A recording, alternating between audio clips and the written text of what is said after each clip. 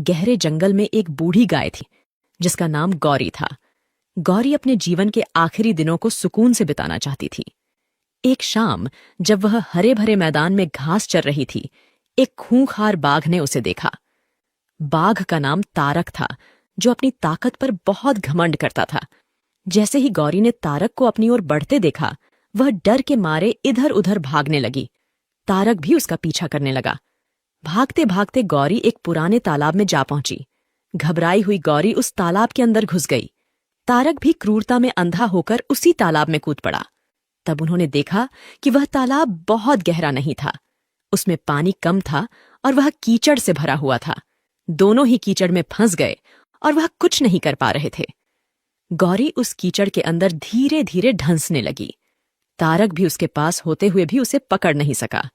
वह भी धीरे धीरे कीचड़ के अंदर ढंसने लगा। दोनों ही करीब करीब गले तक उस कीचड़ के अंदर फंस गए। दोनों हिल भी नहीं पा रहे थे। गौरी के निकट होने के बावजूद तारक उसे पकड़ नहीं पा रहा था। गौरी ने शांत भाव से तारक से पूछा, क्या तुम्हारा कोई गुरु या मालिक है?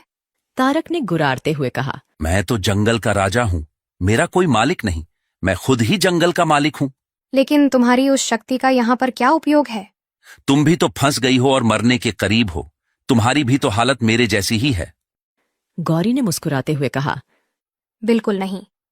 मेरा मालिक जब शाम को घर आएगा और मुझे वहां पर नहीं पाएगा, तो वह ढूंढते हुए यहाँ जरूर आएगा और मुझे इस कीचड़ से निकालकर अपने घर ले जाएगा। तुम्हें कौन ले जाएगा?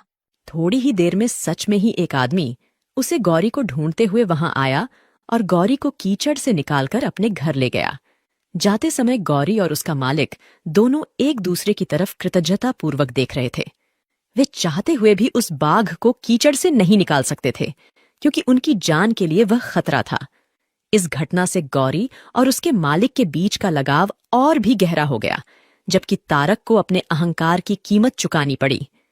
इस कहानी में गाय समर्पित हृदय का प्रतीक है, बाघ अहंकारी मन है और मालिक ईश्वर का प्रतीक है। कीचड़ यह संसार है और यह संघर्ष अस्तित्व की लड़ाई है। किसी पर निर्भर नहीं होना अच्छी बात है, लेकिन मैं ही सब कुछ हूं, मुझे किसी के सहयोग की आवश्यकता नहीं है। यही अहंकार है और यहीं से विनाश का बीजारोपण हो जाता है। ईश्वर से बड़ा इस दुनिया में सच्चा हितैषी कोई नहीं होता, क्योंकि वही अनेक रूपों में हमारी रक्षा करता है।